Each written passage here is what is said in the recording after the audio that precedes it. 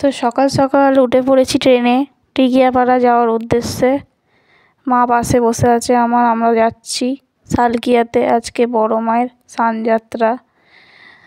তো টোটোতে করে আমরা চলে যাচ্ছি।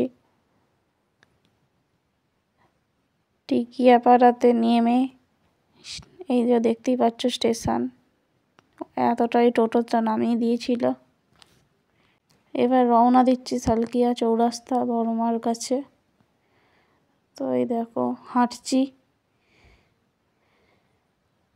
অনেক বছর আমরা যাই এইখানেতে, অনেক বছর ধরে। তো এইখানে মা খুব জাগ্রত মা বড় মার কাছে যাচ্ছি বড় মাকে দেখতে।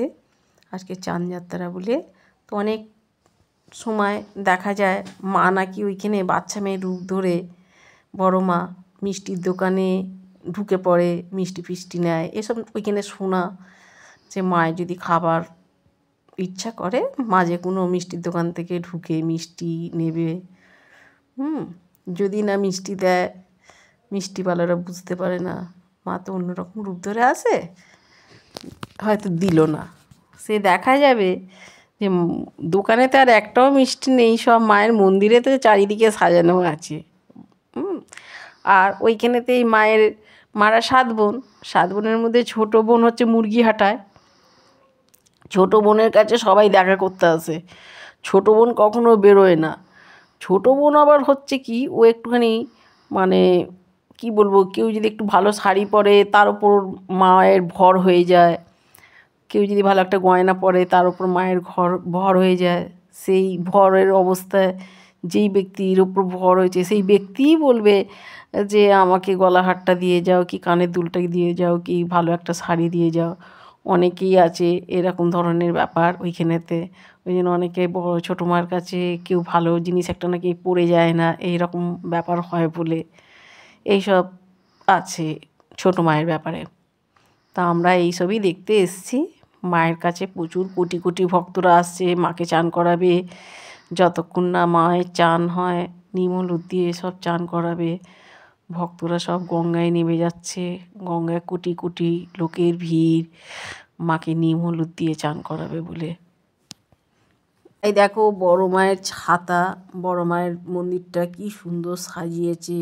বড় মায়ের কাছে বড় মাকে বেরোতে মিনিমাম এখন বাজে ঘড়িতে তোমার 3টে।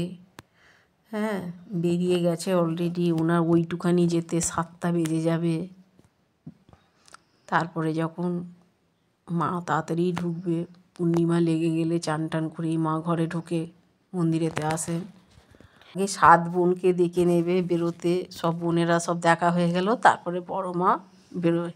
বড় মা চান টান করে প্রায় রাত্রিবেলায় 2টো 2:30টা মন্দিরে ঢুকে আসে।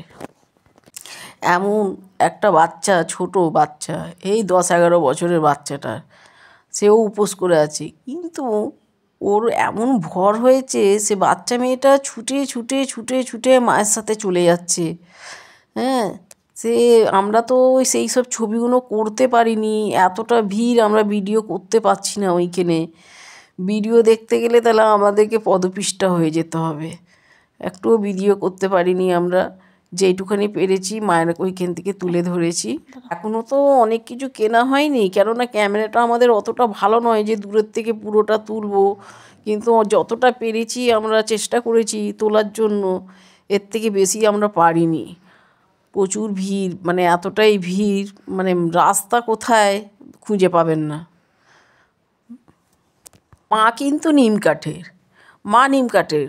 হাজার হাজার ভক্তরা বাঁশ ধরে মাকে নিয়ে যাচ্ছে, কিন্তু মা এতটাই ভারী, ভক্তরা নিয়ে যেতে গেলে সেই মাথার থেকে ও মাথা টলে যাচ্ছে, ও মাথা থেকে ও মাথা টলে যাচ্ছে, মাকে কিছুতে চাগিয়ে নিয়ে যেতে পারছে না। ওইটুখানি ঠাকুর যে এতটা ভারী হয়ে যায় যে মায়ের মধ্যে যখন অনেক শক্তি চলে আসে তখন ঠাকুর এইখান থেকে ওইখানে করা যায় না।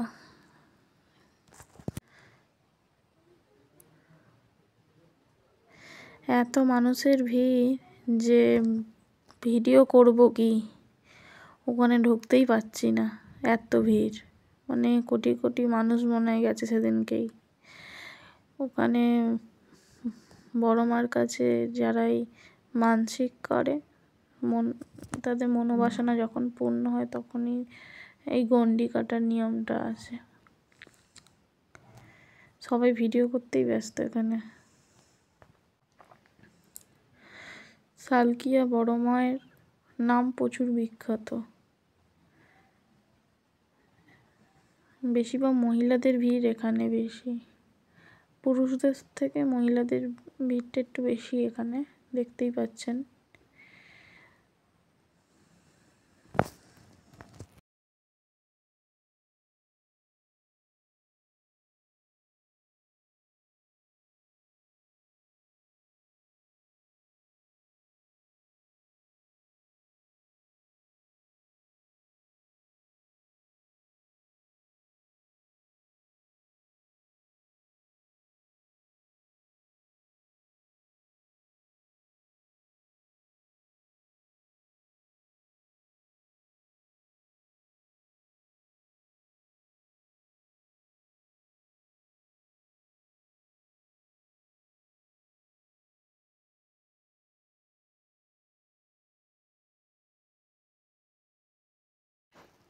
ওই যে আমাদের